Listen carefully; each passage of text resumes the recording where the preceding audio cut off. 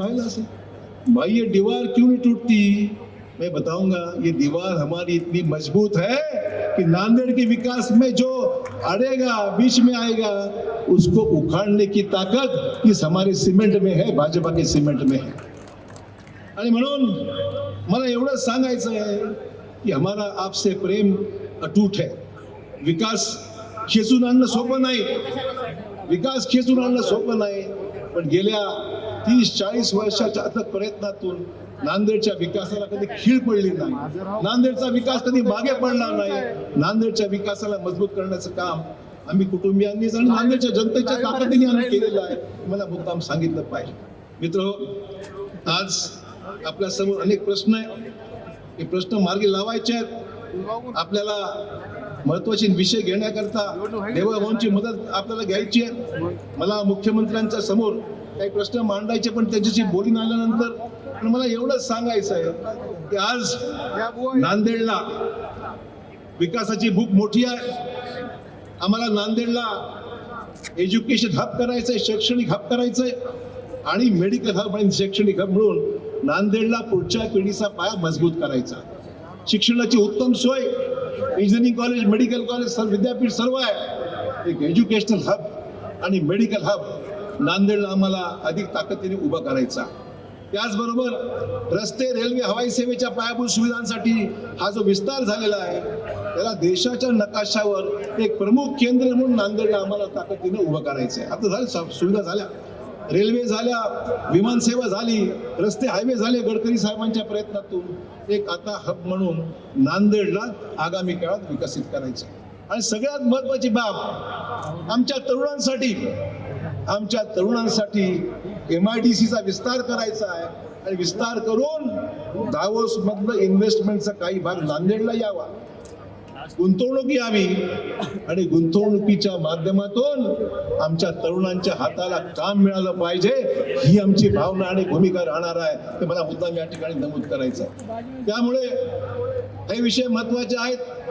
शहर वाढलं, वाहतुकीचे प्रश्न निर्माण झाले, ट्रॅफिक आहे, मान्य आहे, ती ट्रॅफिकची सोयी सुविधा आम्हाला पूर्ण करायची आहे। त्याच्यामध्ये बदल घडवून लोकांना अडचण होणार नाही या दृष्टीने पर्यायी मार्ग, रस्ते आणि ते गोष्टी करण्याच्या बाबतीत आम्ही बोलत नाही। नांदेड बिदर मार्ग, नांदेड लातूर मार्ग, हे आमच्या सरकारने, देवाभाऊंनी 50% हिस्सा राज्य शासनाला द्यायचं मान्य केलं। त्याची पूर्तता आमच्या नांदेड बिदरला कर्नाटक सरकारने त्याला मदत केली नाही अजून। मला एवढं सांगायचं आहे की दोन्ही मार्ग केंद्र सरकारकडून मंजूर आणण्याकरता आम्ही देवाभाऊंची मदत करणार आहोत। आणि या शहरामध्ये ज्या अटल बिहारी वाजपेयींचा आपण जन्मशताब्दी साजरी करत आहोत, त्यांचा एक भव्य पुतळा नांदेडमध्ये 100% उभारला जाईल, हे मला या ठिकाणी मुद्दाम सांगितलं पाहिजे। नानाजी देशमुखांचा पुतळा आणि स्वातंत्र्यवीर सावरकरांचा एक पुतळा नांदेडमध्ये उभा करण्याचा आमचा मानस आहे, हे मला मुद्दाम या ठिकाणी नमूद केलं पाहिजे। नांदेड हे शक्ती केंद्र आहे।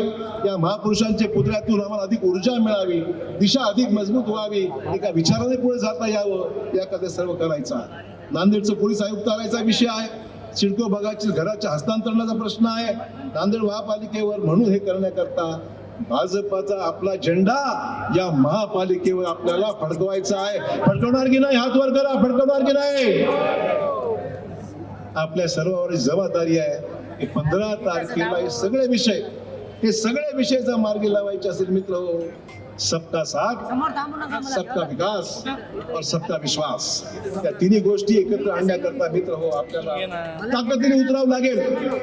ही नगरपालिका अशी निवडणूक आहे की 100-200 मतं सुद्धा इकडे तिकडे झाली तर गडबड होऊ शकते। आणि म्हणून मला तुम्हाला मागणी एवढीच करायचं आहे, ताकदीने उतरा, एकजुटीने उतरा, मजबूतीने उतरा। भाजपला ताकद दिली। आज आमचे कोंडलवाडीचे नगराध्यक्ष ताई या ठिकाणी उभे आहेत, या ठिकाणी बसलेले आहेत। कोंडलवाडीचे नगराध्यक्ष भाजपचे झाले, जोरदार टाळ्यांनी कोंडलवाडीच्या अध्यक्षांचं स्वागत करा। आमचे भोकरचे नगराध्यक्ष दंडवे या ठिकाणी आलेले, त्याचं स्वागत, भाजपचे अध्यक्ष आहेत त्यांचं स्वागत या ठिकाणी करा। आणि त्याचबरोबर आमचे मुदखेडच्या नगराध्यक्षा आमच्या ताई या ठिकाणी आलेल्या आहेत, आमच्या गदमताई, त्यांचंही स्वागत आपण या ठिकाणी करा। आमचे तिन्ही नगर अध्यक्ष भाजपच्या कमळावर निवडून आलेले 3 नगराध्यक्ष या ठिकाणी आलेले आहेत। त्यामुळे भाजपचा सर्व धर्म, पंथ समाजाचा विश्वास भाजपवर आहे आणि विकासासाठी निश्चित नांदेड महापालिकेला भाजपला ताकद दिली तर मला खात्री आहे की आगामी काळातील स्वप्नांची पूर्तता करण्याकरता मित्र हो ते सगळे विषय आपल्याला निश्चित करायचे आहेत. करायचे म्हणजे करायचे, हा निर्धार आहे आमचं वचन आहे. पण हे वचन केव्हा पूर्ण होईल? ज्या वेळेस तुम्ही आम्हाला मनापासून साथ द्या. मी आभारी आहे, माझ्या 521 लोकांनी अर्ज केले होते महानगरपालिकेत. 521. मी 81 लोकांना आम्ही उमेदवारी देण्याचा आमचा प्रयत्न राहिला. काही वार्डामध्ये प्रश्न निर्माण झाले, मान्य मला.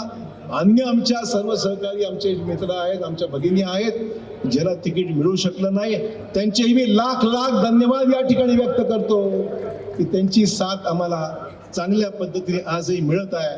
आणि म्हणून भारतीय जनता पक्ष नांदेडमध्ये मजबूतीने उभा करायचा आहे आपल्याला. नगरपालिका झाली, महानगरपालिका 100% आपली येणार. आगामी जिल्हा परिषद पंचायत समितीच्या निवडणुका सुद्धा जेव्हा आपल्या जिल्ह्यात होतील त्यावेळेस आपल्याला ही पुढची जबाबदारी स्वीकारायची. आणि म्हणून मला फक्त एवढंच म्हणायचं आहे मित्र, आपण सर्वजण ताकदीने आपल्याला या सगळ्या कामाकरता आपल्याला पुढे जायचंय निर्धार आपण व्यक्त केला. मित्र, हा आपला जाहीरनामा आहे. हा जाहीरनामा लोकांसमोर आम्ही सादर केलेला आहे.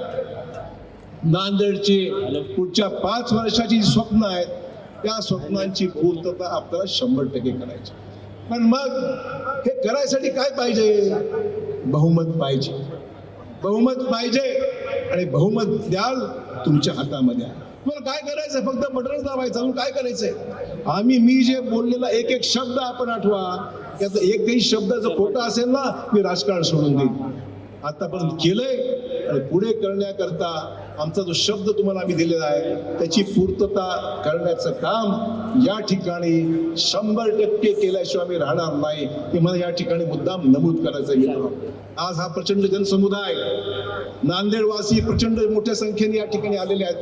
तरोड्यापासून ते सिडको हडकोपर्यंतचा हा सगळा जनसमुदाय या ठिकाणी आलेला आहे. प्रत्येक प्रभागामध्ये चुरशीच्या लढती जरी असल्या तर मला खात्री आहे आपण मंडळी एकदा मैदानात उतरल्यानंतर आगे पीछे देखने वाले नहीं. हमारी निशानी जो है कमल और कमल, याच्याशिवाय दुसरा आपण काही होऊ देणार नाही ही मनापासून मला खात्री आहे. आणि म्हणून दुसरा विचार करून अनेक लोक येतील, उमेदवार नाहीत, कोणी पाठिंबा दिला, कोणी काय केलं, उमेदवार भेटले नाहीत. युती कसली युती? दक्षिणमध्ये युती होते, उत्तरमध्ये युती होत नाही. आणि मग माणसाची पळवाळपळी केली जाते. मित्र, काय चाललंय काय? मग अशा नेतृत्व ज्यांच्याकडे माणसं नाहीत, एकमेकाची ओळखण होत आहे, नेतृत्व देऊ शकत नाही, विजन नाही, करायची ताकद नाही, आपल्या स्वप्नाची पूर्तता करण्याइतकं नियोजन नाही, काय होणार नांदेड? त्यांच्या भरोशावर नांदेड चालणार आहे.